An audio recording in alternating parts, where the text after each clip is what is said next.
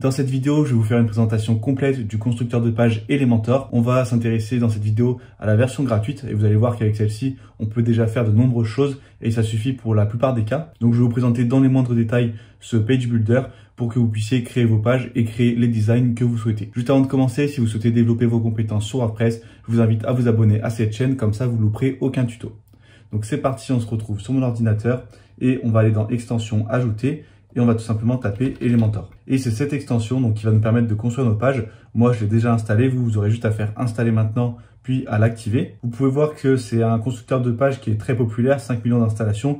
Donc, il est compatible avec la plupart des thèmes. Par exemple, si vous avez le thème OceanWP, Astra, Storefront, Cadence, voilà, tous ces thèmes sont complètement compatibles avec Elementor, donc vous pouvez l'installer sans souci. Et une fois que le constructeur est installé, si je me rends dans page, toutes les pages, je vais créer une nouvelle page. Je vais lui donner un titre, par exemple page de test. Et ici, on a un nouveau bouton qui est apparu, modifier avec Elementor. Donc de base, on a le constructeur Gutenberg, qui est le constructeur par défaut sur WordPress, mais qui est assez limité, surtout quand on débute pour faire des mises en forme, ça peut être un peu compliqué. Et là, vous allez voir qu'avec Elementor, vous allez vraiment pouvoir créer les mises en page que vous souhaitez. Donc je vais enregistrer le brouillon et je vais cliquer sur modifier avec Elementor. On va maintenant arriver dans le constructeur de page et on va voir les options de base déjà, donc les options qui concernent la page. Pour cela, on se rend ici dans réglages et on arrive dans les réglages de la page. Donc là, c'est des réglages globaux qui vont s'appliquer à toute la page. On peut ici modifier le titre que j'ai défini précédemment, l'état, donc moi je l'ai mis en brouillon, mais on peut directement la publier depuis ici. On peut définir de masquer le titre. Moi, par défaut, le titre est masqué, donc là, on ne le voit pas. Mais vous, si on voit le titre ici, par exemple, page de test, eh bien, vous pouvez le masquer pour l'enlever et mettre un titre avec le constructeur de page Elementor et le mettre en forme comme vous le souhaitez. Et ensuite, on arrive à une option un peu plus intéressante qui est le modèle de page. Par défaut, c'est le modèle que vous avez défini par votre thème. Donc, est-ce que vous avez une sidebar? Est-ce que c'est en pleine largeur ou pas? Ensuite, on a Elementor Canva. Donc là, ça va tout simplement enlever l'entête et le pied de page. Ça peut être utile pour faire ce qu'on appelle des landing pages ou des pages de vente. C'est-à-dire que votre page n'aura aucun en-tête, aucun pied de page, il y aura juste du contenu. Donc cette option, elle va être très intéressante pour des stratégies de marketing digital. Et ensuite, si je reviens sur réglage, on peut passer également en pleine largeur.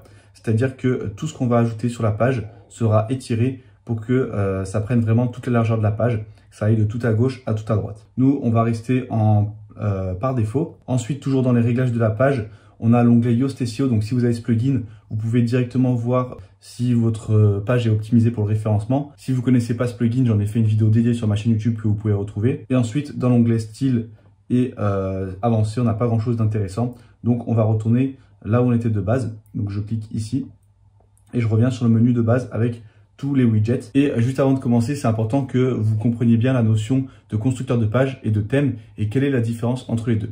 Le thème, il va agir sur votre site et l'apparence globale, notamment l'entête et le pied de page, donc des éléments qu'on retrouve sur toutes les pages et qui seront similaires. Tandis que le constructeur de page, comme son nom l'indique, eh bien, il va uniquement vous permettre de construire le contenu de vos pages. Donc vous n'allez pas pouvoir modifier votre en-tête ni votre pied de page avec Elementor. Vous allez simplement modifier l'intérieur de la page. Pareil, si vous mettez une colonne latérale, eh bien, elle sera générée par votre thème, enfin la mise en forme sera générée par votre thème et vous ne pourrez pas la modifier avec Elementor. C'est pareil par exemple pour les pages qui sont générées automatiquement, la page blog qui liste tous vos articles de blog, eh bien sa mise en forme elle est générée par le thème. Pareil pour la page produit par exemple, vous ne pouvez pas la modifier avec Elementor. Ça vous pouvez le faire uniquement avec la version pro d'Elementor. Donc si vous voulez vraiment créer une page produit vraiment personnalisée, eh bien là il va falloir passer par la version pro. Avec la version gratuite, vous allez simplement pouvoir modifier des pages uniques.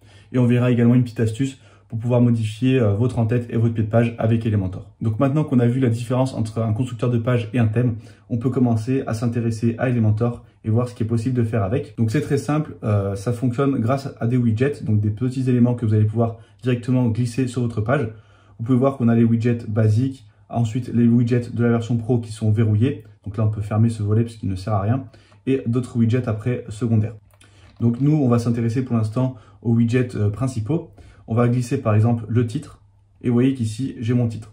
Et à chaque fois qu'on va glisser un widget, on va avoir trois onglets. On a l'onglet contenu, où là, on va pouvoir tout simplement mettre le contenu. Donc ici, il s'agit de notre titre. Mais si par exemple, c'est un widget image, eh bien, ça va être pour mettre votre image. Ensuite, l'onglet style, c'est tout ce qui va concerner l'apparence. Et option avancée, on verra ça un peu plus tard. Donc là, imaginons que je veux modifier mon titre. Je mets par exemple « Bienvenue sur mon site ». J'ai juste à taper Et voilà, je peux très facilement modifier mon titre. Ensuite, on a différentes options qui vont dépendre de chacun des widgets. Par exemple, dans ce cas-là, je peux ajouter un lien. Donc par exemple, si je veux faire un lien vers la page Nos services, soit je colle directement l'URL, soit je commence à taper le titre de la page, par exemple service. Et vous voyez que on va pouvoir cliquer ici et avoir directement le bon lien. Une fois qu'on a mon lien, je peux décider de l'ouvrir dans un nouvel onglet ou ajouter une balise nofollow.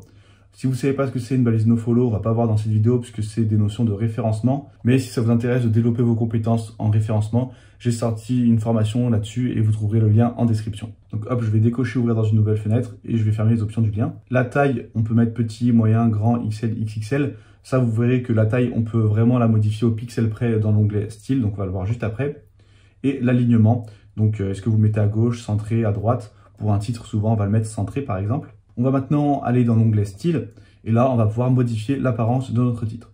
Donc tout d'abord, on a la couleur du texte. Je peux facilement sélectionner une couleur. Là, je peux déplacer facilement le curseur pour avoir la couleur que je souhaite, par exemple du vert. Moi, je vais mettre du bleu pour que ça soit en accord avec le reste de mon site, hein, avec l'en-tête et le pied de page. Et on peut également ajouter de la transparence. Donc si je veux que mon titre soit transparent, eh bien, je peux diminuer comme ceci. Bon là, dans ce cas-là, c'est pas très utile, mais dans certains cas particuliers, ça peut être utile d'ajouter de la transparence s'il y a un élément derrière, par exemple. Donc voilà, je vais laisser comme ça et je vais fermer ici. Ensuite, on a la typographie, donc tout ce qui concerne la police. Et là encore, on a beaucoup d'options. On va pouvoir choisir la police qu'on veut. Vous voyez qu'on a énormément de polices. Ce sont des polices de Google. Voilà, par exemple, je peux mettre cette police. Ici, je peux changer la taille au pixel près. Et je peux définir la taille soit en fonction des pixels, soit en EM. Donc c'est une autre façon de définir la taille. Et ça VW, c'est une taille qui va dépendre de la taille d'écran de l'utilisateur. Donc moi souvent je travaille plutôt en pixels, mais vous pouvez définir la taille autrement. Hop, je vais repasser en pixels, par exemple on va mettre 35 pixels. La graisse, eh bien c'est tout simplement l'épaisseur des lettres. Donc là je suis sur 700, mais je peux passer à 200 ou à 100. Là c'est une police qui est très épaisse de base, donc même quand je suis à 100, c'est épais. Mais il y a d'autres polices où ça sera beaucoup plus fin, donc je vous laisserai voir. Ensuite, transformation, est-ce que toutes les lettres sont en majuscule? Est-ce que tout en minuscule? Ou capitalisé, ça va mettre une majuscule au début de chaque mot. Moi, je vais mettre en majuscule, par exemple. Et le style normal, italique ou oblique. Et décoration, on peut souligner, surligner, ligne en travers. Donc, par exemple, pour mettre un prix barré et aucun. Donc, vous voyez que même pour un titre, il y a énormément d'options. On peut modifier l'auteur de ligne. Bon, là, ça va pas servir à grand-chose parce que c'est pas un paragraphe. Et l'espacement des lettres. Donc vous voyez qu'on a déjà énormément d'options. Au début, vous pouvez peut-être être un peu perdu, c'est normal, mais voilà, vous n'allez pas vous servir de toutes les options à chaque fois. Donc moi, je vous montre un peu tout ce que vous pouvez faire et vous verrez ce dont vous avez besoin pour vos cas particuliers. Ensuite, on peut ajouter de l'ombre. Donc là, on peut régler le flou de l'ombre. On peut régler la couleur, par exemple si je mets sur rouge pour que ça se voit un peu plus. Et on peut soit le mettre horizontalement, soit le décaler sur l'axe vertical. Par exemple comme ceci. Là, si je ne mets pas flou du tout, eh bien, on voit le texte comme ceci, et ça peut créer un petit effet sympa. Et le mode de fusion, c'est comment va apparaître l'ombre par rapport au texte. Donc ça, si vous ne connaissez pas tous ces modes de fusion, c'est pas la peine de vous y intéresser, c'est plutôt pour les web designers. Ensuite, on arrive dans le troisième onglet, qui est l'onglet avancé, et là, on va avoir la notion de marge et de marge interne. Donc, vous voyez qu'ici, mon titre, il est collé à ma bordure bleue de mon bloc, et je vais pouvoir modifier soit la marge, donc là, ça va ajouter de l'espace entre ce bloc et les autres éléments, ou la marge interne qui là va ajouter de la marge à l'intérieur du bloc. Donc pour que ça soit un peu plus clair, je vais aller dans Avancer et je vais mettre un arrière-plan juste ici. Vous voyez qu'on peut mettre un arrière-plan sur notre titre, donc soit un arrière-plan classique, soit un dégradé. Donc là, je vais choisir une couleur, par exemple du rouge, c'est vraiment juste pour l'exemple. Vous pouvez également choisir de mettre une image en arrière-plan, comme ceci. Là, on voit pas trop parce que c'est tout noir, mais on va mettre une autre image. Et vous aurez votre image en arrière-plan. Et vous pouvez modifier la position, la taille. Donc ça, je vous laisserai voir toutes les options si ça vous intéresse. Souvent, derrière un titre, par exemple, on ne va pas mettre d'image en arrière-plan. On verra d'autres cas particuliers où ça peut être intéressant de mettre une image. Nous, on va laisser une couleur. Et on peut également modifier au survol, changer la couleur. Donc hop, si je mets par exemple du vert au survol, vous voyez que dès que je passe ma souris dessus, on change de couleur. Et je peux augmenter la durée de transition pour que ça fasse un effet de fondu entre le rouge et le vert. Donc hop, je vais enlever ça moi. Et je vais juste laisser la couleur d'arrière-plan pour que vous puissiez comprendre les notions de marge et marge interne. Là, si j'ajoute des marges, je mets 10 pixels par exemple. Vous voyez que là, au-dessus, ça m'a ajouté un espace. Tandis que si j'ajoute une marge interne, eh bien l'espace va être ajouté directement à l'intérieur du bloc. Vous voyez que du coup, ça agrandit l'arrière-plan rouge. Là, les valeurs sont liées, mais je peux également modifier les valeurs individuellement. Pour cela, j'ai juste à décocher ceci. Et là, on peut voir que c'est pas symétrique entre le haut et le bas. Donc, je vais ajouter de la marge en haut. Donc, je rajoute de la marge interne, par exemple 25 pixels, et c'est déjà un peu mieux. Voilà, pareil pour la marge, là, vous pouvez la modifier ou la réduire. Moi, je vais enlever ça et je vais rester par défaut. Ensuite, on a index Z. Donc là, c'est pour définir la valeur sur l'axe Z. C'est donc pour créer des effets de chevauchement entre plusieurs éléments. On verra un peu plus tard, je vous montrerai comment faire, comment l'utiliser, ça sera un peu plus clair. Et ID de CSS, classe CSS, c'est si vous avez des notions en code CSS, et bien là, vous allez pouvoir définir le nom de cet élément pour pouvoir ensuite le modifier avec du code CSS. Donc là, on rentre vraiment dans des options avancées. C'est pas forcément très intéressant si vous êtes débutant. Ensuite, on a l'effet de mouvement. On va pouvoir très facilement mettre des animations aux différents éléments de notre page. Par exemple, si je mets fade in, ça va mettre un fondu. Je peux mettre fade in up. Voilà, ça fait un petit effet. Vous verrez que vous avez plein d'effets. Par exemple, sliding down ou une rotation. Voilà, après, il y a des effets comme ça que je vous déconseille d'utiliser puisque ça n'est pas du tout professionnel. Et on dirait plutôt que vous vous amusez juste à mettre plein d'effets pour rien. Donc moi, je vous conseille plutôt de rester sur des effets simples. Par exemple, le fondu ou le fade in up. Voilà, c'est les deux effets qu'on voit le plus souvent et les deux effets qui font le plus professionnel et les plus épurés. Ensuite, on va pouvoir définir la durée de l'animation, normale, lent, vous voyez que l'animation est beaucoup plus lente, ou rapide. On va rester sur normal. Et là, le délai, ça va être un délai que vous allez pouvoir définir avant que l'animation commence. Donc après le chargement de la page, il va y avoir ce délai, puis l'animation va se lancer. Par exemple, si je mets 1000, eh bien ça va attendre une seconde avant que l'animation se lance. Par exemple là, si je mets prévisualiser les modifications, vous voyez que la page charge, on attend une seconde et après le titre arrive.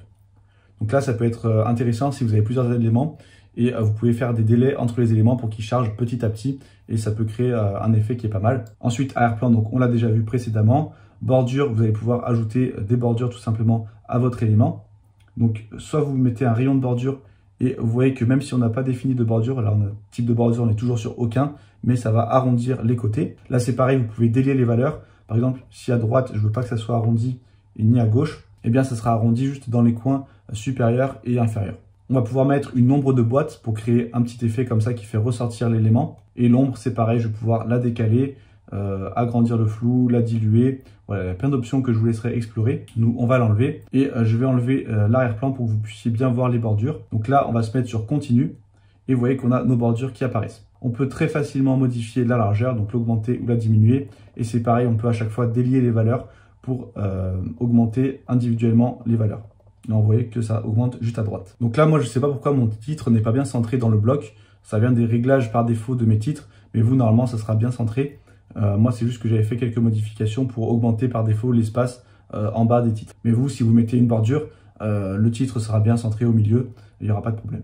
Et on a différents types de bordures, donc double, pointillé. Moi, si vous mettez une bordure, je vous conseille de rester sur quelque chose de simple, de rester sur continu. Mais nous, on va tout enlever.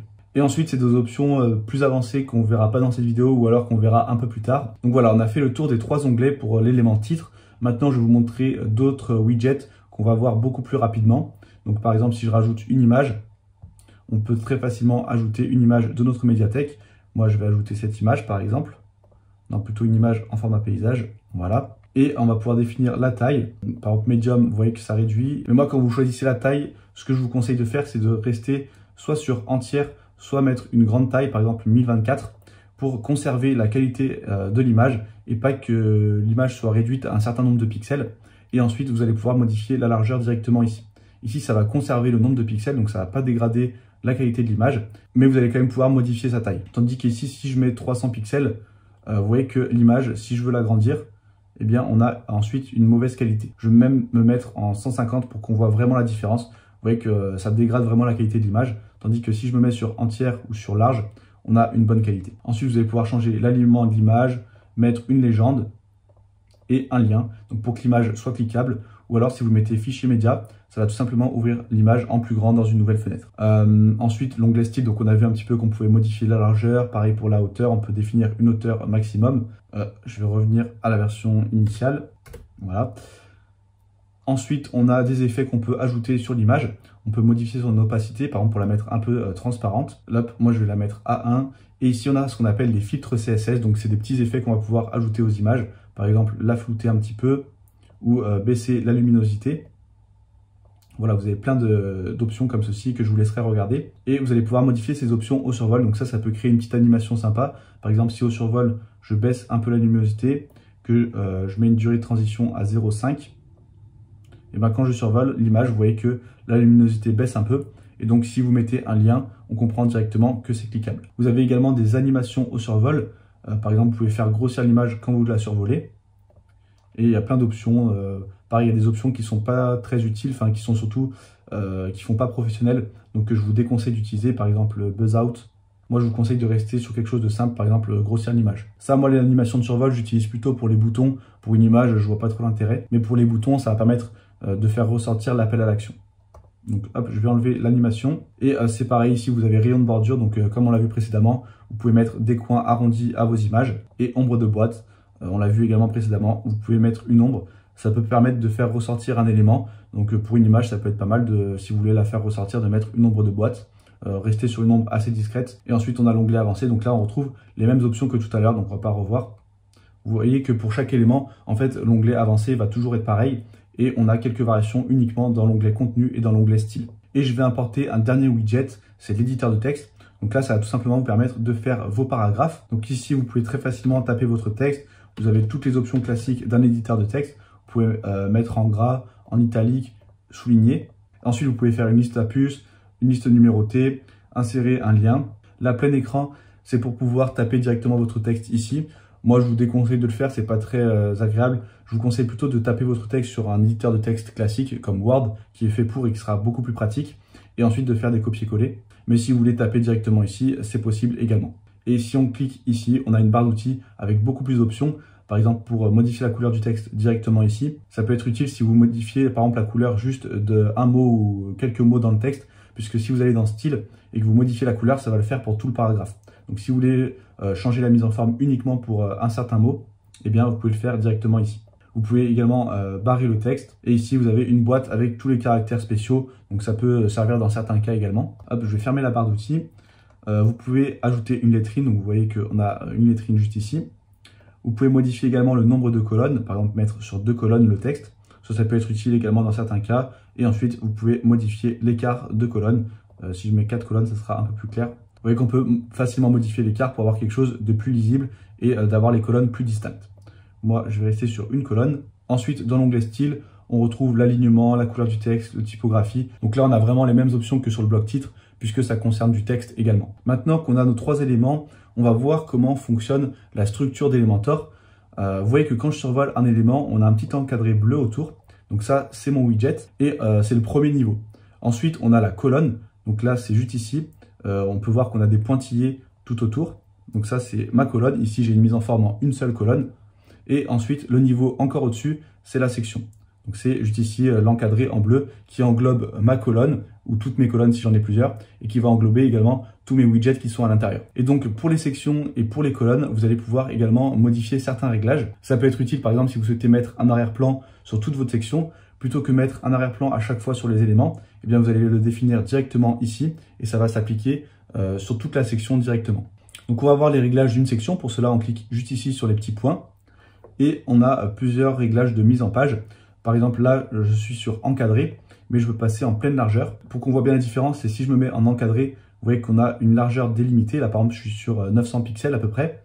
Et si je me mets en pleine largeur, eh bien, ça va s'étirer sur toute la page. Vous voyez que le texte va vraiment de tout à gauche à tout à droite. La plupart du temps, mais pas en pleine largeur, enfin surtout quand il y a du texte, ne vous mettez pas en pleine largeur parce que du coup le texte sera moins lisible. Quand vous avez du texte, c'est mieux d'avoir une largeur encadrée, par exemple de 700 ou 800 pixels, pour qu'il n'y ait pas trop d'aller-retour à faire et que ça fatigue pas l'œil du lecteur, notamment pour les articles de blog. Donc voilà, souvent on reste sur une largeur encadrée. On va mettre par exemple 1000 pixels. Ensuite, on a l'écart de colonne. Cette option, on la verra juste après quand on verra comment ajouter des nouvelles colonnes. La hauteur, ça va être soit adapté à l'écran, et donc en fait, ça va prendre toute la hauteur de l'écran de l'utilisateur, soit une hauteur minimale. Donc par exemple, là, je suis à 400 pixels, mais si je l'augmente, eh bien, ça va faire minimum 900 pixels. Donc, vous voyez que ça va ajouter de l'espace pour que cette section fasse 900 pixels. Donc ça, c'est pas très utile, hein, surtout au début, vous l'utiliserez pas trop. Je vous conseille de rester par défaut. Ensuite, on a l'alignement vertical. Donc, est-ce que je vous mettez au milieu, ou en bas, ou en haut? Donc là, on va mettre une hauteur minimum pour que ça se voit. Par exemple, là, je suis à 800 pixels. Et on peut voir que c'est aligné au milieu de ma section. On a un espace identique ici et ici. Tandis que si je mets un alignement vertical en haut, je ne sais pas pourquoi ça ne change pas. Normalement, c'est censé bouger les éléments. Ah oui, c'est parce que il faut d'abord que je modifie la position de la colonne. Là, la position de la colonne est au milieu. Vous voyez que les pointillés sont au milieu. Mais si je mets la position en haut, mon contenu va monter et je peux mettre en bas. Et si je me mets sur étirer, vous voyez que ma colonne prend toute la section. Les pointillés vont vraiment de tout en haut à tout en bas.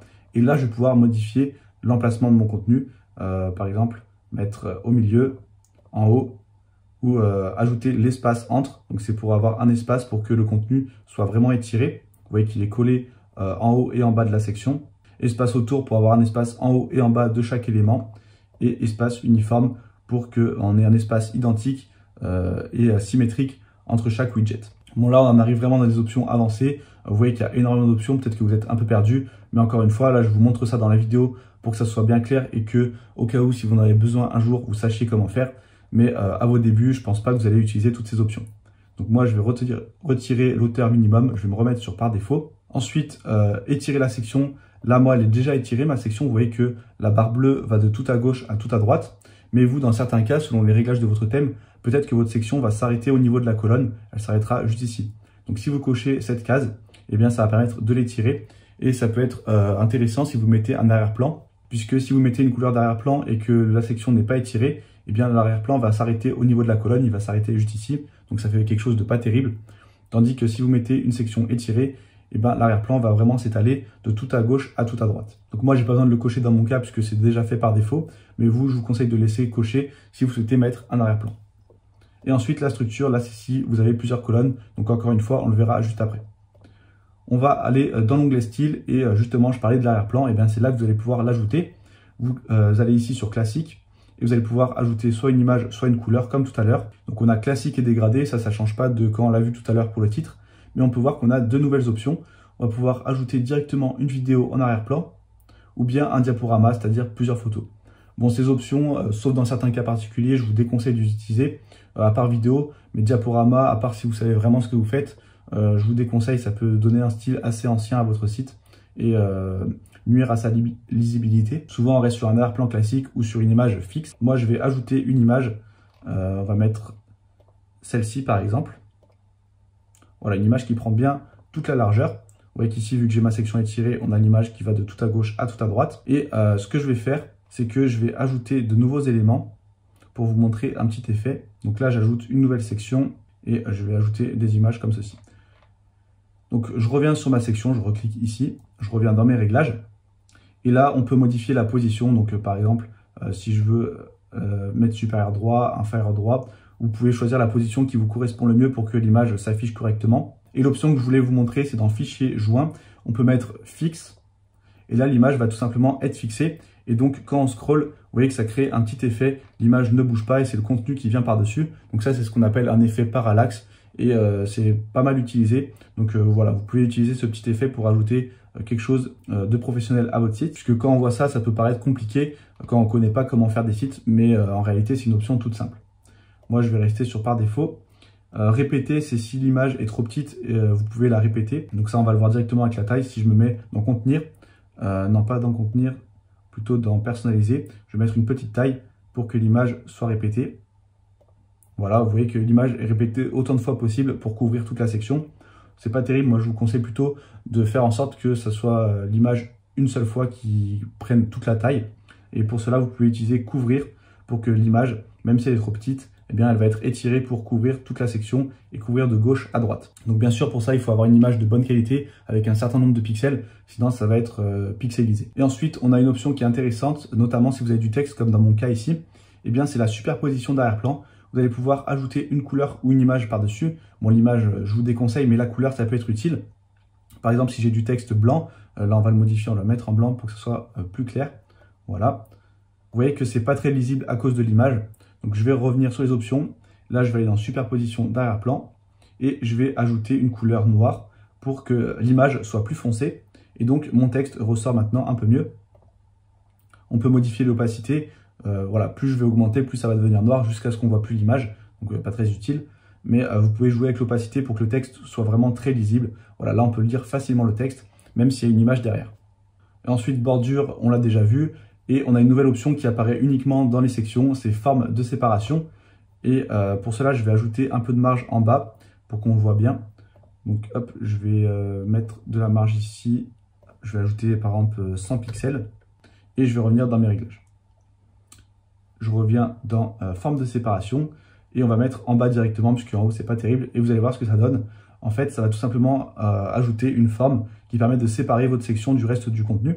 Donc ça peut créer un effet vraiment pas mal. Moi, celui que j'utilise le plus, il me semble que c'est nuage. Non, pas du tout. C'est vague, voilà. Un effet comme ceci. Et vous pouvez modifier la hauteur. Voilà, mettre un peu moins de hauteur pour que le texte soit visible. Et pareil, sur la largeur, vous pouvez jouer. Et sinon, pinceau de vague que j'utilise aussi pas mal. Sur ma page d'accueil, par exemple, Easy WordPress, c'est cet effet qui est utilisé. Donc moi, je trouve que ça rend un effet pas mal. On a également l'effet pyramide qu'on voit souvent sur des sites.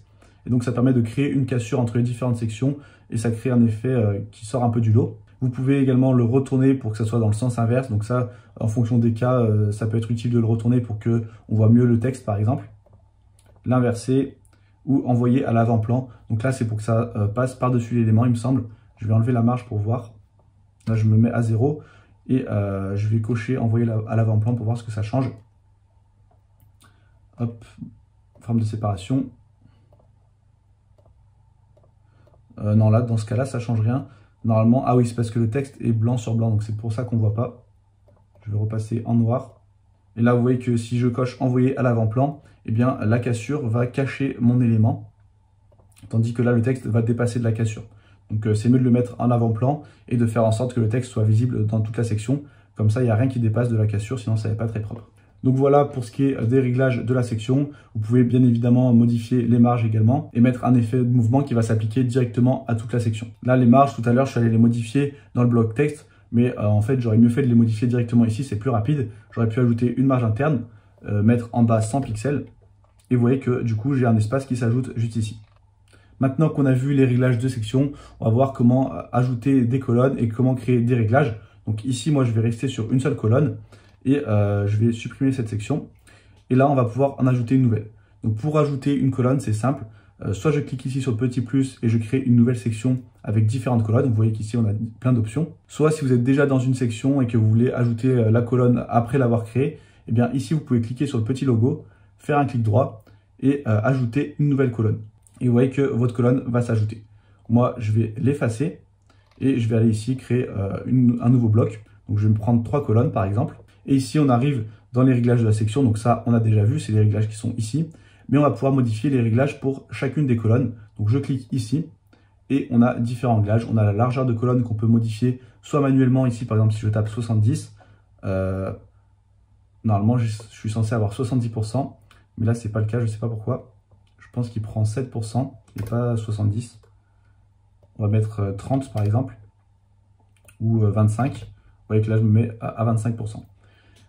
Et si je l'agrandis, eh bien, je peux le faire manuellement comme ceci. Avec ma souris, je peux décaler mes colonnes très simplement. Si je retourne dans les réglages de section, tout à l'heure, on avait vu l'écart de colonne. Donc là, on va pouvoir le modifier. Là, j'ai pas encore de contenu, donc ça ne se voit pas.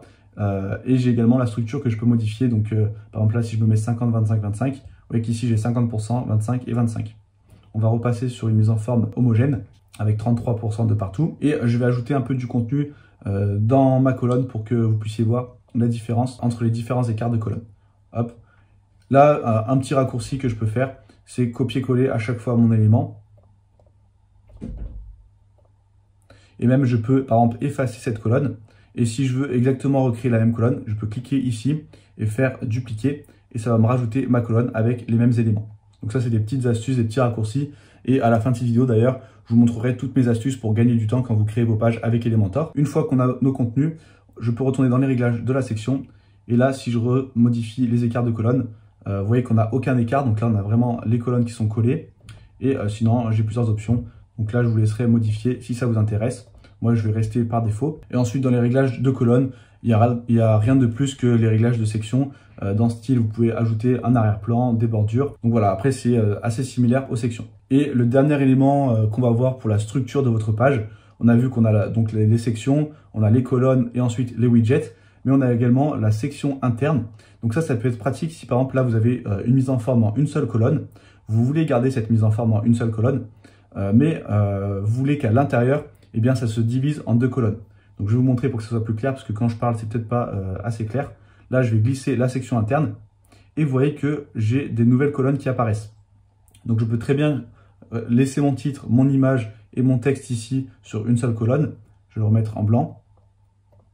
Mais ici, je peux avoir une mise en forme en plusieurs colonnes. Par exemple, si j'ajoute encore, je peux avoir 3 colonnes. Par exemple, pour ajouter 3 boutons ou 3 n'importe quel widget, eh bien, je vais pouvoir créer mes mises en forme comme ceci. Donc ça peut être utile dans certains cas, c'est bon de le savoir. Et pareil, si je vais ici dans ma section, je peux modifier l'arrière-plan uniquement pour ma section. Donc ça peut être pratique pour faire ressortir les éléments. Par exemple là, si je mets un élément rouge, vous voyez que l'arrière-plan s'applique uniquement ici, il ne va pas s'appliquer à toute ma colonne ou toute ma section. Donc voilà, la section interne, ça peut être pratique pour faire une mise en forme en plusieurs colonnes à l'intérieur d'une colonne. Là maintenant, ce que je vais faire, c'est que je vais supprimer tout mon contenu et on va voir ce qu'on appelle les modèles ou les templates. Ça, c'est quelque chose qui est très intéressant avec Elementor et qui va vous faire gagner beaucoup de temps. Vous voyez qu'ici, on a un petit icône de dossier et je peux cliquer dessus. Si vous n'êtes pas connecté à Elementor, il me semble que quand vous allez arriver ici, vous allez devoir vous connecter. Moi, je suis déjà connecté, donc c'est bon. Mais vous, si vous voulez importer des modèles, il va falloir créer un compte sur Elementor. C'est gratuit, bien sûr. Et ensuite, vous arrivez à une bibliothèque de modèles. Donc, vous voyez que certains sont réservés uniquement à la version pro, mais vous en avez quand même quelques-uns qui sont gratuits. Vous pouvez aller, par exemple, dans Populaire et voir ce qui est populaire. Moi, par exemple, je vais importer celui de restaurant. Je peux cliquer ici. Là, déjà, je peux prévisualiser ma page. Et ensuite, je peux cliquer ici pour l'insérer. Je ne vais pas le faire tout de suite. Ce que je vais vous montrer d'abord, c'est qu'on peut également importer uniquement des blocs. Donc, au lieu d'importer toute une page, on peut importer uniquement un petit bloc. Donc là, j'ai différentes catégories. Pour les pages 404, pour les pages à propos, un appel à l'action. Par exemple, pour faire une FAQ, eh bien, je clique sur FAQ. Et là, j'ai différents modèles de foires aux questions que je peux importer directement. Donc, je vais retourner dans Page et je vais importer celle-ci. Je clique sur Insérer et voilà, j'ai ma page qui est déjà créée. Ensuite, je peux bien sûr la modifier. J'ai juste à modifier le contenu. Là, ça par exemple, si je veux l'enlever, cette en-tête, je l'enlève. Et j'arrive directement avec une page qui est très bien mise en forme et qui fait professionnel. Donc là, quand on débute, c'est vraiment idéal. On a directement un très beau design et on a juste à modifier les images et le texte. Ensuite, vous pouvez également créer vos propres modèles. Par exemple, si vous créez une section que vous voulez reprendre plusieurs endroits sur votre site, imaginons que cette section, je veux la reprendre à plusieurs endroits sur mon site. Et bien ici, je peux faire clic droit et enregistrer comme modèle. Ici, je vais taper section accueil. Je mets un titre au hasard, mais vous mettez un titre qui permet de reconnaître directement le modèle. Et vous voyez que ça apparaît dans cet onglet. Tout à l'heure, on était dans ces onglets. Et bien maintenant, on a un troisième onglet, mes modèles, et on va pouvoir directement l'insérer. Pour cela, c'est très simple. Je me rends tout en bas, je clique sur le dossier, dans mes modèles, insérer. Et là, j'ai ma section qui apparaît. D'ailleurs, avec cette section, je vais vous montrer un réglage qu'on n'a pas vu tout à l'heure, c'est le réglage Z-index, qui était dans l'option avancée. Je ne sais pas si vous vous en rappelez. Eh bien, je vais vous montrer maintenant à quoi ça correspond. Pour cela, je vais aller sur ma colonne. Je vais aller dans Avancer. Marge interne, vous voyez qu'on a une marge interne à gauche de 60. Moi, je vais l'enlever et je vais même mettre une marge négative pour que le texte se superpose à l'image. Donc pour cela, ici, je vais délier les valeurs. Et la marge gauche, vous voyez que je vais la mettre en négatif et le texte va se décaler en dehors de ma colonne. Donc hop, je me mets par exemple à moins 70. Et vous voyez qu'ici, eh bien, mon texte est par-dessus l'image. Mais imaginons qu'il soit en dessous de l'image. Eh bien, c'est là que je vais pouvoir intervenir avec l'index Z pour pouvoir modifier ça. Moi, dans mon cas, imaginons que je veux que ce soit l'image qui soit par-dessus. Bon, bien sûr, c'est pas à faire. Donc là, je vais dans Avancer, Index Z, et là, je vais mettre un index à 50. Et vous voyez qu'il repasse par-dessus. Donc en fait, plus la valeur sera élevée, plus l'élément sera mis en avant sur la page. Vous pouvez mettre des valeurs au hasard. Il suffit là, par exemple, de mettre 50. Et si dans ma colonne, je mets une valeur plus élevée, que je mets 51, eh bien, vous voyez que le texte repasse par-dessus. Donc là, ça peut être utile dans certains cas quand vous faites chevaucher des éléments. Et ensuite, pour que le texte soit bien lisible, par exemple, je peux imaginer que sur ma colonne, je vais mettre un arrière-plan. Je vais mettre un arrière-plan comme ceci. Bon, là, ça rend pas terrible. Je vais l'enlever. Sinon, je peux mettre par exemple peut-être une nombre de boîtes, peut-être que ça sera un peu mieux. Et on va mettre un arrière-plan blanc. Comme ça, j'ai ma boîte qui va par-dessus l'image. Bon, il faudrait rajouter un peu des marges pour pas que ça soit collé ici. Et ça peut faire un effet qui est pas mal. Bon, là, on arrive dans des effets de design qui sont avancés. Donc, si vous ne savez pas vraiment ce que vous faites, évitez de faire des effets de chevauchement. Surtout que sur mobile, parfois, ça peut rendre quelque chose de pas terrible. D'ailleurs, en parlant de version mobile, on va voir comment gérer la responsivité de vos pages, c'est-à-dire comment faire pour qu'elles s'adaptent en fonction de vos appareils, si c'est une tablette ou un smartphone. Vous pouvez voir ici qu'on a un petit icône mode responsive. Je clique dessus et là, j'ai ça qui apparaît. Je vais pouvoir me mettre en tablette ou en smartphone. Moi, ce que je vous conseille, c'est de chaque fois travailler en mode ordinateur et en mode mobile. Tablette, vous pouvez regarder aussi, mais ne perdez pas trop de temps dessus puisqu'il y a très peu d'utilisateurs qui naviguent avec une tablette. Et souvent, si c'est adapté pour mobile et ordinateur, ça le sera également pour tablette. Donc moi, je vais me mettre en mobile par exemple et je peux regarder ma page, ce que ça donne en version mobile. Vous voyez ici que je peux modifier le zoom et je peux modifier ici l'écart. Donc là, on a la largeur de l'écran. De base, on est sur 390 pixels et on peut l'augmenter ou la diminuer. Donc moi, je vais rester comme ça. Et là, je vais pouvoir retravailler toute ma mise en forme. Puisque ce que je vous ai pas dit tout à l'heure, par exemple, si je suis dans l'élément titre, je ne sais pas ce que j'ai fait, j'ai ajouté une colonne. Je vais dans l'élément titre, par exemple. Si je vais dans les options, ici dans typographie, vous voyez que j'ai un petit icône. Et cette icône, dès qu'il apparaît, ça veut dire que vous pouvez modifier l'élément uniquement pour le type d'appareil. Donc là, ça va modifier uniquement pour mobile. Si je me mets sur 44 pixels, eh bien, si je repasse en mode ordinateur, le titre n'a pas bougé. Et ça sera uniquement modifié pour mobile. Donc ça, c'est très utile pour créer vos mises en page sur mobile et pour pouvoir définir les éléments. Vous voyez que cet élément apparaît à plusieurs endroits. Par exemple, l'alignement, je peux le modifier uniquement sur mobile également. Donc ça, vous allez le voir apparaître pour vraiment plein d'options et ça peut être utile pour les marges. Donc là, tout à l'heure, on a fait chevaucher des éléments et vu que j'ai mis une marge négative, vous voyez que là, le texte, eh bien, en fait, il apparaît même pas sur mobile puisqu'il sort de l'écran. Donc c'est pour ça que sur mobile, je ne vais pas pouvoir créer l'effet de chevauchement sur le côté puisque les colonnes sont l'une en dessous de l'autre. Donc c'est pour ça qu'ici, je vais cliquer et que sur mes marges internes, je vais repasser à 0 et sur mes marges aussi. Comme ça, hop, j'ai mon texte qui apparaît bien centré. Mais là, mon chevauchement, si je veux, je peux très bien le créer vers le haut au lieu de le faire à gauche. Et donc là, je vais mettre une marge négative vers le haut, mais qui sera uniquement sur mobile. Vous voyez que j'ai ce petit icône qui est activé, donc ça veut dire que ça s'applique uniquement sur mobile. Et si je repasse sur PC, j'ai bien ma marge sur le côté et sur mobile, ma marge vers le haut. Ensuite, imaginons que moi, je veux conserver ma marge sur le côté et donc je veux que les deux colonnes soient côte à côte. Eh bien, c'est tout à fait possible. Là, je ne sais pas si on va voir grand-chose parce qu'il y a quand même beaucoup de contenu. Mais des fois, par exemple, si vous avez juste deux photos et que vous voulez les mettre côte à côte, c'est possible. Pour cela, c'est tout simple. On clique sur l'icône de la colonne et on va pouvoir modifier la largeur de colonne uniquement sur mobile. Donc là, on va se mettre à 50%. Comme ça, elle prend que 50% de la largeur. Et pareil pour celle-ci. Donc là, voilà, la mise en forme n'est pas terrible du tout. Mais dans certains cas particuliers, ça peut être utile de faire une mise en forme en deux colonnes, même sur mobile. Puisque de base, quand vous avez une mise en forme en plusieurs colonnes sur PC, eh bien, les colonnes vont se glisser les unes en dessous des autres sur la version mobile. Je vais me remettre en mode mobile et je vais remettre une largeur par défaut. Donc voilà, je me mets à 100. Et on va avoir une autre option concernant les colonnes sur le mode responsive, c'est si vous voulez les inverser. Par exemple, imaginons que moi, l'image, dans mon cas, eh bien, je veux qu'elle soit en dessous du texte. C'est tout à fait possible. Je clique sur la section et dans Avancer, dans l'onglet Responsive, ici, je vais cocher Inverser les colonnes, soit sur tablette, soit sur mobile, soit les deux.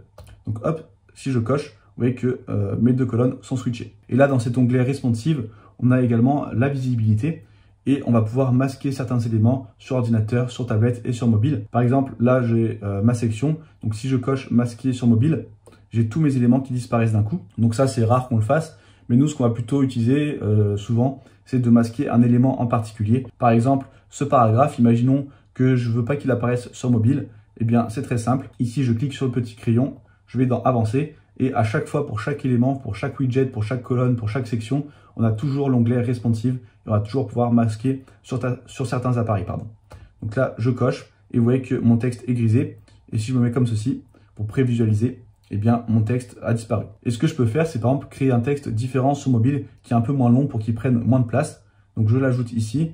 Là, je mets texte court pour smartphone. Là, dans ce cas particulier, ça ne serait pas très utile. Mais il y a certains cas où vous allez pouvoir mettre un élément différent en fonction du type d'appareil. Donc, hop, je me rends dans Avancer. Et cette fois, celui-ci, eh bien, je vais le masquer sur ordinateur et tablette. Je veux qu'il apparaisse uniquement sur smartphone. Donc là, maintenant, si je me remets en mode PC, le texte court est grisé et je me mets comme ceci. Vous voyez qu'il n'est pas pris en compte sur PC. Donc voilà, c'est très important de travailler la version smartphone de votre site, puisque maintenant la plupart des gens naviguent sur Internet depuis leur téléphone. Donc c'est limite plus important le design sur téléphone que sur ordinateur. Maintenant, imaginons que j'ai terminé ma page. Eh bien, soit je peux cliquer ici directement sur publier pour qu'elle soit en ligne sur mon site. Donc c'est ce que je vais faire. Là, si je me rends sur l'URL de la page, j'ai bien ma nouvelle page créée avec Elementor qui est publiée. Ensuite, si je fais des modifications, par exemple que je retire cette section, eh bien pour que les mises à jour soient prises en compte, il va bien falloir cliquer sur mettre à jour juste ici.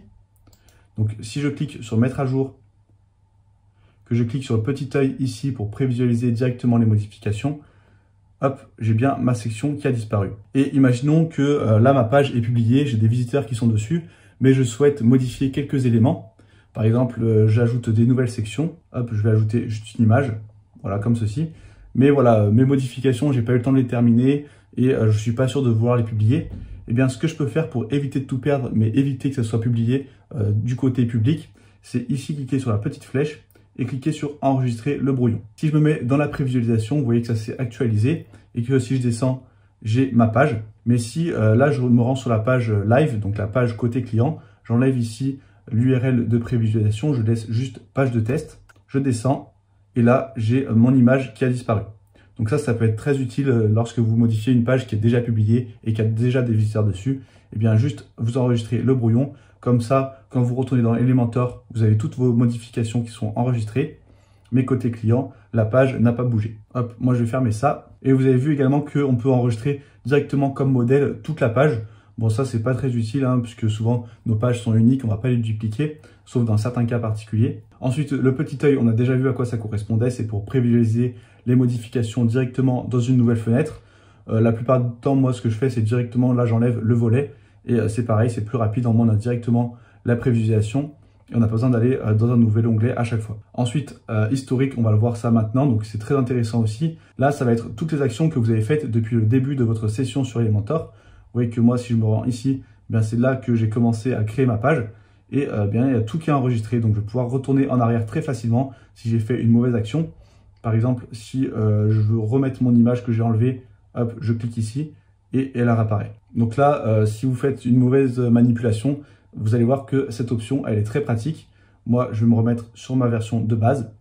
Et ensuite, on a révision. Moi, dans mon cas, j'ai pas beaucoup de révision puisque c'est une page qui vient d'être créée. Mais en fait, ici, vous allez retrouver toutes les versions de vos pages précédentes. Donc, à chaque fois que vous cliquez sur mettre à jour ou sur publier, il y a une nouvelle version qui se crée. Et donc ça peut être très utile si, par exemple, vous avez une page, eh bien, vous la laissez pendant quelques jours. Et ensuite, vous la modifiez, vous modifiez tous les éléments et vous cliquez sur mettre à jour. Et quelques jours plus tard, vous vous rendez compte que, en fait, vous préfériez l'ancienne version de votre page d'accueil.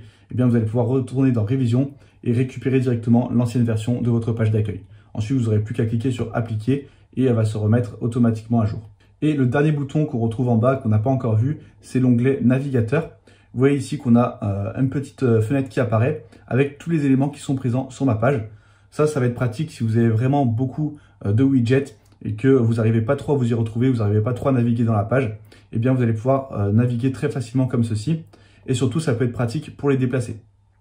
Par exemple, si mon call to action, donc la dernière section qui est juste ici, je veux la remonter tout en haut, la déplacer manuellement comme ceci et remonter petit à petit, ça va être un peu galère. Donc ce que je peux faire, c'est la sélectionner et rester appuyé, puis la glisser tout en haut. Et là, vous voyez qu'elle a disparu et qu'elle a apparu ici. Je vais la remettre en bas. Donc voilà, ça peut être vraiment très pratique pour déplacer des éléments entre différentes sections. Là, je suis en train de m'embrouiller dans mes trucs. Voilà, c'est bon. Bon. Vous voyez que des fois, c'est un peu galère. Voilà, je suis revenu à ma version de base. Et à chaque fois, je peux cliquer sur la flèche pour dérouler et avoir ma colonne et ensuite mes différents widgets. À chaque fois, je peux décider de masquer une colonne ou une section et je peux réorganiser directement ici. Et si je clique, ça va m'amener directement au bon endroit. Par exemple, si je veux retourner à ma colonne, ça me remonte directement. Et là, j'ai un petit raccourci, soit pour tout ouvrir d'un coup, soit pour tout fermer d'un coup. Donc voilà, le navigateur, Vous allez peut-être pas vous en servir très souvent, mais c'est important de savoir qu'il est là, notamment quand vous avez beaucoup d'éléments sur une page. Je vais le fermer. Le navigateur, ça fait partie des astuces que j'utilise pour gagner du temps. Et maintenant, on va voir toutes les astuces que j'utilise moi pour gagner du temps quand je construis une page sur Elementor. Ça, je vais cliquer ici pour fermer. Et on va voir déjà le clic droit. Donc ça, c'est quelque chose que j'utilise à chaque fois. Quand je clique droit sur un élément, vous voyez qu'on a différentes options. Moi, ce que je vais utiliser le plus souvent, c'est dupliquer et le copier-coller. Donc c'est très simple, dupliquer, c'est tout simplement pour dupliquer un élément et ensuite vous pouvez le déplacer où vous le souhaitez. Et là, je vais l'effacer moi dans mon cas. Et le copier-coller, là, si vous faites juste un copier-coller, ça va être exactement pareil qu'un dupliqué, donc il n'y a pas trop d'intérêt. Mais par contre, ce qui est très intéressant, c'est que vous pouvez faire copier. Ici, je vais changer la couleur du titre pour que vous puissiez comprendre. Et je vais changer également, par exemple, la police. Imaginons voilà, que j'ai deux éléments, deux titres qui sont différents au niveau de la police et de la couleur. Eh bien, ce que je fais, c'est que je copie celui-ci. Et là, je vais pouvoir faire clic droit, coller le style. Et là, j'ai immédiatement tous mes réglages que j'ai fait dans l'onglet style qui vont s'appliquer à ce widget. Donc, pour que ça marche, il faut bien sûr que ça soit le même widget, un widget titre et un widget titre. Si là, je fais copier et que ici, je veux faire coller le style, ça ne marchera pas. Eh bien, si autant pour moi, ça a marché vu que ça concerne du texte. Mais si c'est, par exemple, une image ou quelque chose comme ceci, ça fera rien, c'est logique. Donc voilà, il faut soit que ce soit le même élément, soit que ça concerne du texte uniquement. Ensuite, comme raccourci que vous pouvez utiliser, vous pouvez avoir directement le navigateur qui apparaît. Bon, moi, je m'en sers pas honnêtement. Et pareil, vous pouvez, si vous êtes ici, faire un clic droit et modifier et accéder directement au réglage. Moi, pareil, je m'en sers pas. À chaque fois, je clique directement sur le petit crayon. Donc voilà, c'est surtout le dupliquer et le copier et coller le style qui est vraiment utile selon moi pour gagner du temps lorsque vous faites vos pages. Maintenant, on va voir la notion de police et de couleur globale. En fait, ça va être tout simplement pour définir une police et des couleurs que vous allez réutiliser plusieurs fois sur votre site. Donc ça, c'est important de le faire au début, de définir votre charte graphique, définir une ou deux couleurs que vous allez utiliser tout le temps et définir une police que vous allez utiliser par exemple pour tous vos titres. Donc une fois que vous avez sélectionné vos couleurs, c'est très simple, vous pouvez aller ici dans les réglages et là, on a réglage du site. Et vous voyez qu'on a couleur globale ou police globale. Donc moi, je vais aller dans couleurs. Là, on a des couleurs de base qui sont fournies par Elementor, mais moi, je peux en ajouter une personnalisée. Imaginons que c'est ce vert que je veux ajouter. Eh bien, je vais ajouter une couleur. Je vais le nommer couleur titre et ensuite, je vais définir ma couleur. Donc là, je ne sais pas comment récupérer exactement ce code couleur.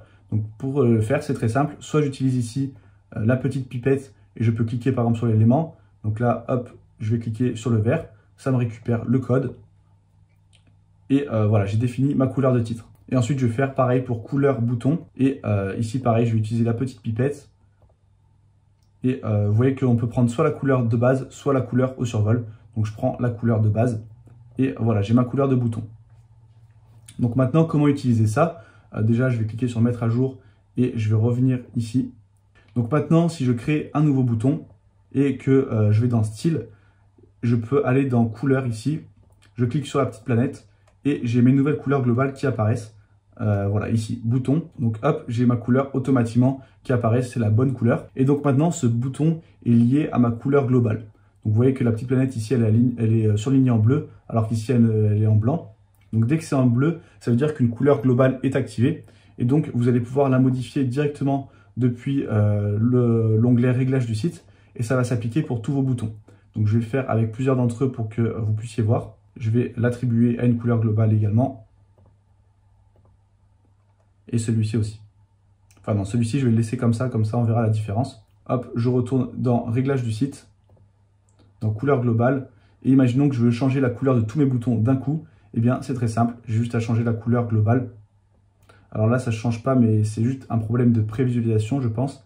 Là, si je clique sur mettre à jour et que je vais voir ma page, normalement, la couleur aura changé. Voilà, la couleur des boutons ici a changé, mais pas celle-ci puisque mon bouton n'était pas lié à une couleur globale. Ensuite, on va voir, c'est pareil pour les polices. Donc, soit vous pouvez les créer directement ici, créer vos polices de titre ou ajouter une nouvelle police.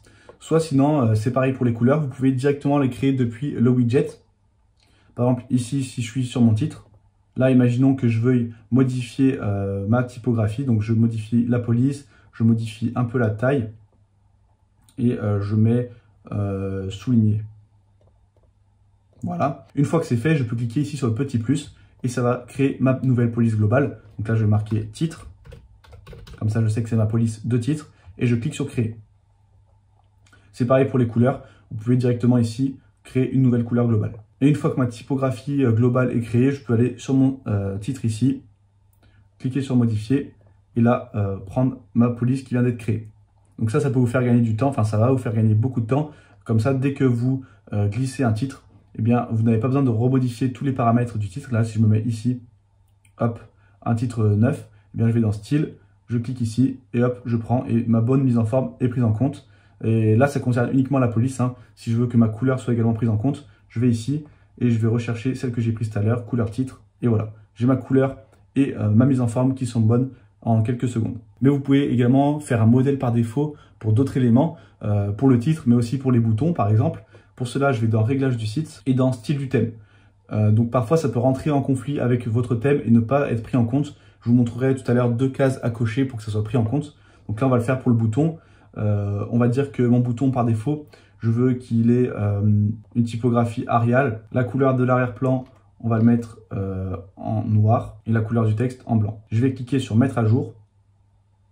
Et maintenant, si je retourne sur mon éditeur et que je vais glisser un nouveau bouton, il aura les réglages que je viens de définir. Vous voyez qu'il est en noir avec la police en blanc. Donc c'est pareil, une fois que vous avez défini votre modèle de bouton, eh bien créez-le directement dans les réglages du site. Comme ça, à chaque fois que vous glissez le widget bouton, il y aura la bonne mise en forme et vous aurez exactement la même mise en forme sur toutes vos pages très facilement. La petite option pour être sûr que les réglages soient pris en compte et que ça ne rentre pas en conflit avec le thème, on va aller le voir tout de suite. On va retourner ici, on va revenir à l'éditeur WordPress et on va aller dans les réglages d'Elementor, juste ici dans réglages. Et vous voyez que ces 2 cases, moi, elles sont cochées. Et bien, cochez-les également. Vous désactivez les couleurs par défaut et les polices par défaut. D'ailleurs, maintenant que je suis retourné dans le back-office WordPress, je vais vous montrer un deuxième raccourci que j'utilise très souvent. C'est quand vous êtes sur une page, là je suis sur ma page d'accueil, eh bien vous avez juste à cliquer sur le bouton modifier avec Elementor pour revenir tout simplement dans cette section avec vos widgets et pour pouvoir modifier votre page très facilement. Donc ça va vous faire gagner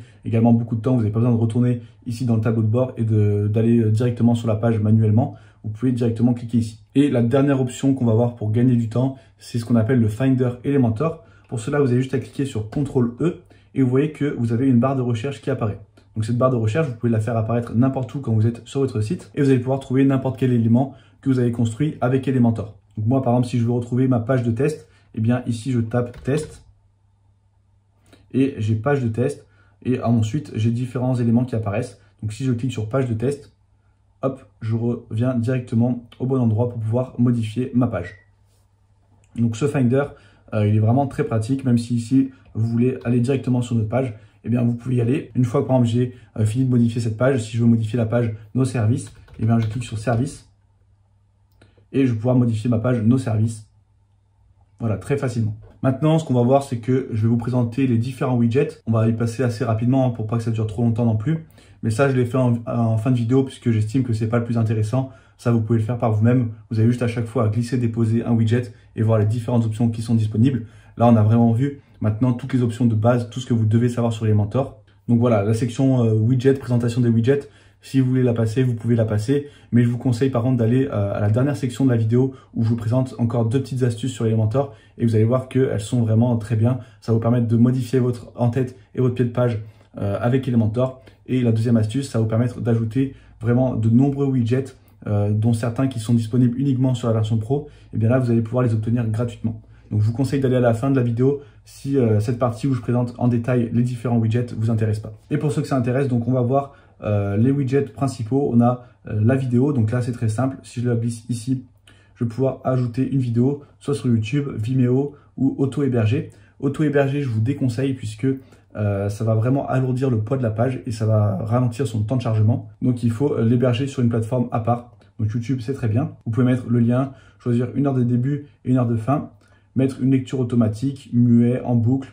Donc voilà, je vous laisserai explorer les différentes options. Et une option qui est intéressante, c'est superposition d'images. C'est si vous voulez que la miniature, ça soit autre chose que la miniature par défaut sur YouTube. Par exemple, vous pouvez créer une image et cliquer ici avec une flèche vers le bouton de lecture pour inciter vos visiteurs à lire votre vidéo. Hop, je vais la retirer. L'élément bouton, on l'a déjà vu. L'élément séparateur, je vais retourner sur une autre page pour que ça soit un peu plus clair. Je vais retourner sur ma page de test, tout simplement. Et là, si je veux mettre un séparateur, par exemple, entre mon titre et mon bouton, eh bien, je glisse plutôt ici. Et vous voyez que j'ai une petite ligne qui est apparue. On va la mettre en blanc pour qu'elle ressorte un peu mieux. et on va pouvoir augmenter sa taille. Là, je peux augmenter le style, enfin je peux modifier pardon, le style de la barre, par exemple pointillé. On a différents séparateurs, voilà, zigzag qui peut être utilisé. Et après, vous allez pouvoir réduire et le centrer pour faire voilà, quelque chose comme ceci. Vous pouvez également ajouter du texte au milieu ou une icône. Hop, je vais retirer. Ensuite, on a l'élément espaceur. Là, c'est tout simplement pour ajouter de l'espace entre différents widgets. Moi, ça, j'utilise pas trop. Je vous conseille plutôt d'utiliser les marges. Donc, les marges internes pour ajouter de l'espace parce que ça permet de générer moins de code et donc d'éviter d'alourdir la page. Donc, si vous voulez ajouter de l'espace entre deux éléments, eh bien, c'est beaucoup mieux de cliquer sur cet élément en question et de rajouter de la marge ou de la marge interne. Google Maps, c'est pour intégrer une carte très facilement. Je vais mettre tout en bas. Imaginons que je veux intégrer ma carte. Et bien ici, je vais pouvoir taper mon adresse, définir le zoom par défaut de la carte et définir une hauteur minimale. Ensuite, icône, c'est pour ajouter un icône tout simple. Bon, ça, c'est pas très utile. Juste un icône comme ça tout seul, il n'y a pas trop d'intérêt. Mais on a la boîte d'icônes et la liste d'icônes qu'on va voir juste après et qui là sont plutôt intéressants. Donc je descends, ici on a les onglets pro, on va pas les voir.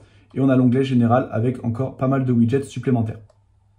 On a la boîte d'images ou la boîte d'icônes, donc c'est ce que je viens de vous parler précédemment. C'est exactement pareil, sauf que là on va mettre une image et là on va mettre un icône. Donc là hop, je vais glisser boîte d'icônes et on va ajouter des nouvelles colonnes et on va copier-coller à chaque fois. Et donc là, je vais pouvoir très facilement ajouter mon icône. Par exemple, si je veux mettre que c'est la livraison gratuite, eh bien je mets un camion et ici dans mon titre, je mets livraison gratuite. Et ensuite, je peux mettre un texte, un lien et je peux modifier le style, modifier l'espacement, modifier la taille de l'icône et pareil pour le contenu, je peux modifier l'espacement et la typographie. Donc là, par exemple, si vous avez un site e-commerce, vous pouvez marquer livraison gratuite, paiement sécurisé avec un logo de cadenas et support client 7 jours sur 7 avec un logo de support client. Vous pouvez directement téléverser vos logos. Donc ça, on active l'option et là, vous allez pouvoir téléverser les logos que vous souhaitez. Si vous souhaitez télécharger des logos, je vous recommande un site qui est Flaticon et vous accédez à une bibliothèque gratuite d'icônes. Par exemple, là, si je mets Truck comme tout à l'heure, eh bien, vous avez plein d'icônes que vous allez pouvoir télécharger. Et si je clique dessus, j'ai juste à cliquer sur SVG et là, je vais pouvoir l'importer directement ici. Hop, je vais retirer cette section. Je vais retourner ici. On va aller voir notation par étoile. On va pas le voir, c'est pas très intéressant. C'est juste pour mettre des étoiles. Carrousel d'images, c'est pour ajouter plusieurs images et les faire défiler. Une galerie, ça va être une galerie d'images avec des images côte à côte. Liste d'icônes, ça je l'utilise également. Par exemple, dans le pied de page, eh bien, vous pouvez mettre un icône de téléphone en cliquant ici. Hop, on va mettre phone. Tac. Et vous marquez votre numéro de téléphone. Pareil ici, email et par exemple les horaires d'ouverture. Et vous avez différentes options de mise en forme que je vous laisserai regarder si ça vous intéresse. Ensuite, on a compteur et barre de progression. Ça peut être intéressant si vous avez des chiffres à mettre en avant. Je vais vous montrer la différence entre les deux. Vous voyez que là, on arrive à un certain chiffre. Par exemple, si vous avez un site vitrine, vous pouvez marquer votre nombre de clients. Vous mettez par exemple 145 et en dessous, vous marquez client satisfait. Et vous pouvez ajouter un petit préfixe, par exemple plus de 145 et également un suffixe. Et ensuite, on a la barre de progression. Là, c'est un peu différent. C'est plutôt pour mettre en avant des compétences, comme vous le voyez.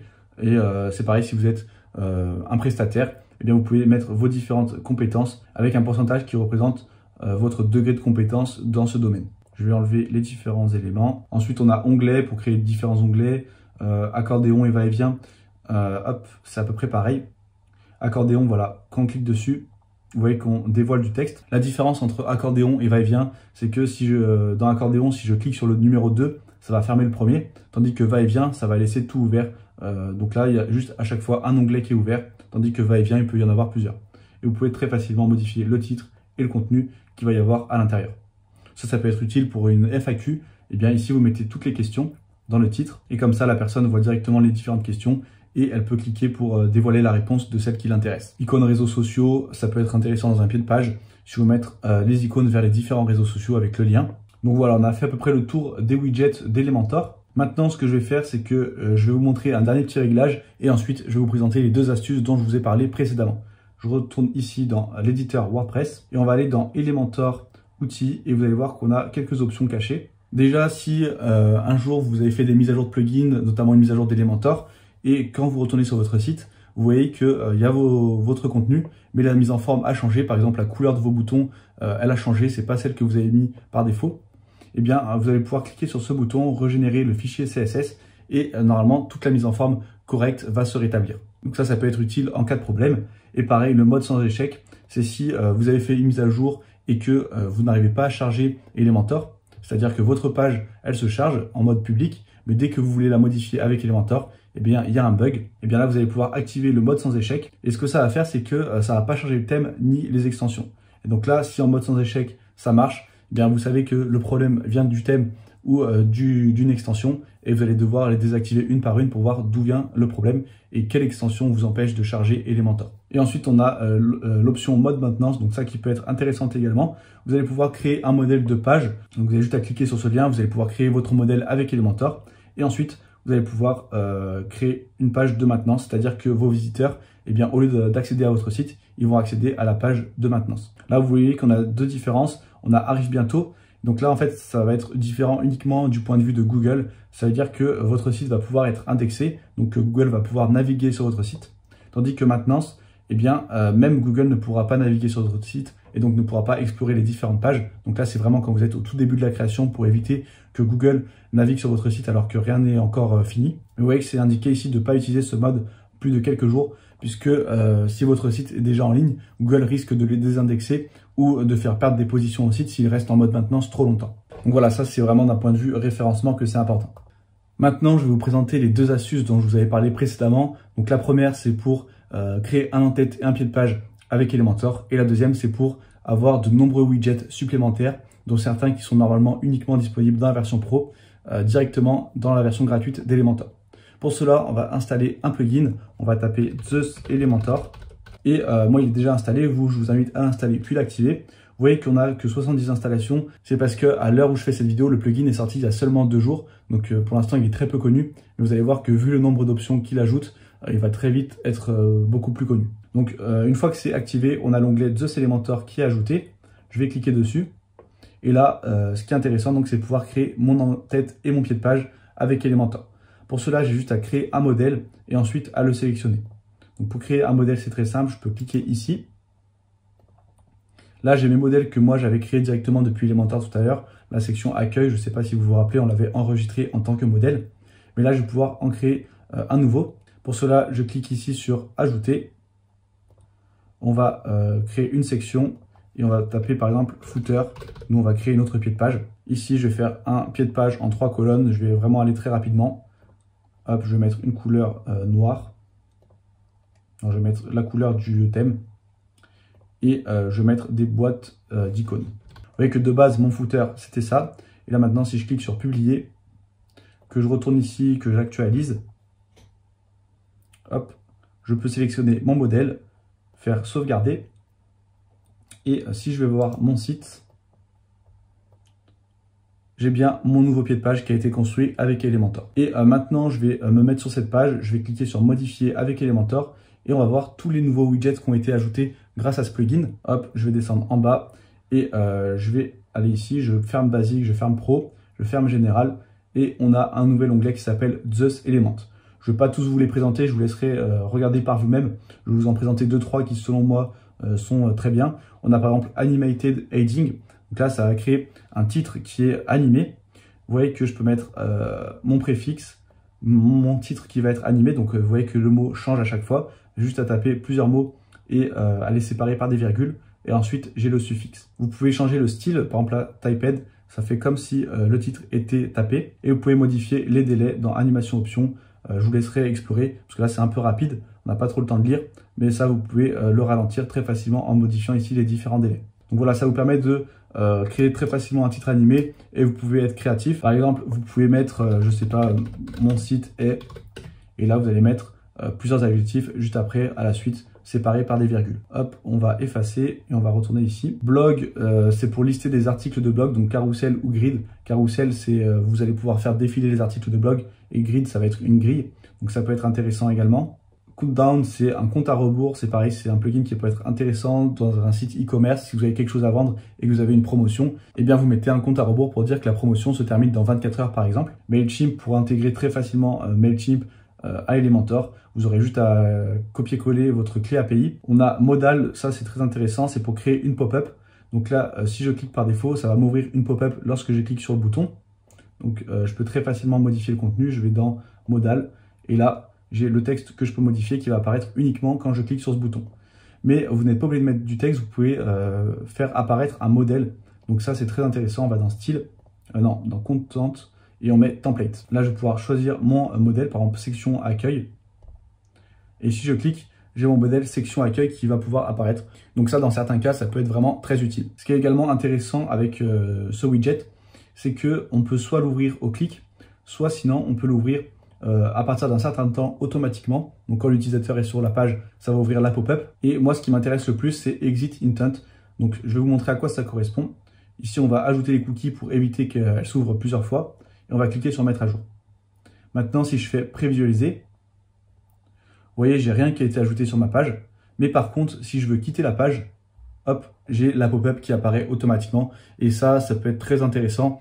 Vous mettez, par exemple, ne partez pas d'ici maintenant, je vous ai réservé une surprise, utilisez le code de réduction surprise pour obtenir 10% de promotion. Donc ça peut être utile si vous avez une boutique en ligne par exemple, mais il y a plein de cas d'application où les pop-up Exit Intent sont très utiles, donc je vous conseille de l'utiliser. On peut également créer un tableau directement ici, et on a des options de WooCommerce, par exemple pour créer un bouton ajouter au panier personnalisé, hop, j'ai juste à glisser ici, à sélectionner mon produit, et ensuite je peux modifier le texte, l'icône, et donc ajouter un bouton ajouter au panier sur n'importe quelle page, à n'importe quel endroit de mon site. Et ça peut être très pratique également dans certains cas. Par exemple, si je veux faire une page de vente spécifique pour un produit, eh bien, je pourrai créer toute ma page avec Elementor, mettre les différentes photos de mon produit, et à la fin, cliquer sur ajouter au panier. Donc voilà, je vous laisserai explorer les différents widgets qui ont été ajoutés avec ce plugin. Vous allez voir que vous pouvez faire vraiment des choses très intéressantes. Je vais juste vous en montrer un dernier auquel je n'avais pas pensé. C'est pour comparer deux images. Voilà, image comparaison, hop, je vais le glisser et je vais mettre une image avant et une image après. Donc je vais prendre deux images au hasard, voilà, et l'image après. Et là, si je me mets ici, vous voyez que l'utilisateur peut glisser pour voir le avant-après.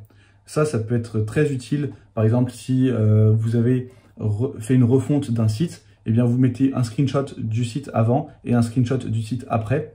Et souvent, les avant-après, c'est très bien en termes de marketing, ça marque vraiment le coup et donc ça peut être pratique dans plein de cas d'utilisation. Ça c'est vraiment un widget très intéressant, surtout qu'on a différentes options. On peut modifier le label, c'est-à-dire le titre qui est ici, donc avant et après, pour le mettre en français, mais vous pouvez mettre ce que vous voulez. Et dans les réglages, on peut mettre en mode vertical si vous avez plutôt une image qui se révèle dans ce sens. Et le visible ratio, donc de base c'est 50-50. Mais si vous voulez que la première image soit à peine dévoilée, vous pouvez faire comme ceci. Ou si vous voulez que ce soit la deuxième qui soit à peine dévoilée, vous pouvez faire comme ceci. Moi, je vais rester sur 50-50 et sur horizontal. Donc ce widget, selon moi, c'est quelque chose qui est très intéressant en termes de marketing pour pouvoir faire des avant-après. On arrive maintenant à la fin de cette vidéo. J'espère qu'elle vous aura aidé à maîtriser Elementor. Si c'est le cas, n'hésitez pas à liker et commenter pour améliorer son référencement. Si vous n'êtes pas encore abonné à la chaîne, vous êtes libre de le faire dès maintenant en cliquant juste ici. Et si vous voulez aller plus loin et vraiment développer vos compétences sur WordPress, vous pouvez rejoindre gratuitement le Club WordPress, c'est le bouton juste en dessous. Comme ça, vous recevrez des conseils exclusifs directement dans votre boîte mail. Et moi, je vous dis à très bientôt pour une nouvelle vidéo.